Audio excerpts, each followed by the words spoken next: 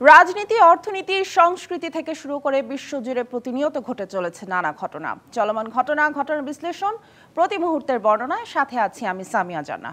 শুরুতেই এক নজরে দেখে নেব এ সপ্তাহে বিশ্বজুড়ে ঘটে যাওয়া আলোচিত ঘটনাগুলো। সপ্তাহ জুড়ে প্রায় প্রতিদিনই অব্যাহত ছিল গাজায় ইসরায়েলের হামলা। রাফাকে ঘেরাও করে বিচ্ছিন্ন করে ফেলে ইসরায়েলি বাহিনী। গাজায় বিরল এক সফরে যান প্রধানমন্ত্রী বেনিয়ামিন নেতানিয়াহু। আর হামাসকে নিরস্ত্র করা সহ গাজায় যুদ্ধবিরতি নিয়ে ইসরায়েলের নতুন একটি প্রস্তাব নাকচ করে দেয় হামাস।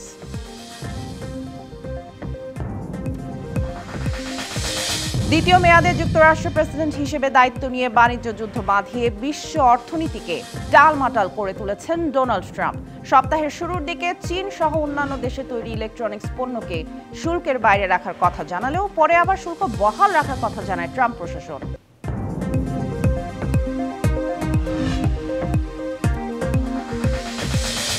যুক্তরাষ্ট্রের সাথে শুল্ক যুদ্ধের মধ্যেই ভারতের দিকে বন্ধুত্বের হাত বাড়িয়ে দিয়েছে চীন। চলতি বছরের ৯৮ দিনে ৮৫,০০০-এর বেশি ভারতীয়কে ভিসা দিয়েছে দেশটি। ভারতীয়দের জন্য সহজ করা হয়েছে চীনের ভিসা প্রক্রিয়া।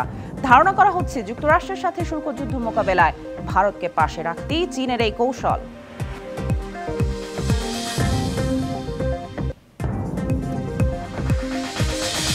যে বিশ্ববিদ্যালয় থেকে লেখাপড়া করে এখন পর্যন্ত ১৬২ জন নোবেল পুরস্কার পেয়েছেন, যুক্তরাষ্ট্রের সেই মর্যাদাপূর্ণ হার্ভার্ড বিশ্ববিদ্যালয়ের সাথে এ সপ্তাহে দ্বন্দ্বে জড়ান ডোনাল্ড ট্রাম্প। হোয়াইট হাউসের শর্ত না মানায় হার্ভার্ডের তহবিল স্থগিত করে দেন ট্রাম্প। পাশাপাশি হার্ভার্ডকে বিশ্বের সেরা বিশ্ববিদ্যালয়গুলোর তালিকা থেকে বাদ দেওয়া উচিত বলেও মন্তব্য করেন।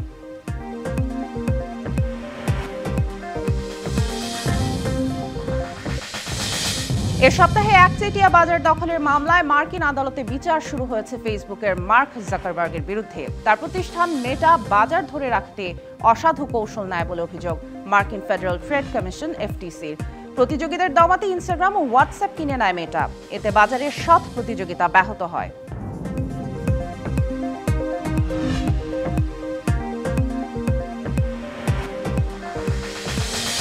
এদিকে সংশোধিত ওয়াকফ আইন বাতিলের দাবিতে বিক্ষোভে হামলা ও ভাঙচুরের ঘটনায় অগ্নিগর্ভ রূপ নেয় ভারতের পশ্চিমবঙ্গের মুর্শিদাবাদ। সহিংসতায় ৩ জন নিহতের খবর পাওয়া যায়। পরিস্থিতি নিয়ন্ত্রণে জেলার বিভিন্ন স্থানে ১৪৪ ধারা জারি এবং কেন্দ্রীয় বাহিনী মোতায়েন করা হয়। গ্রেপ্তার করা হয় শতাধিক মানুষকে।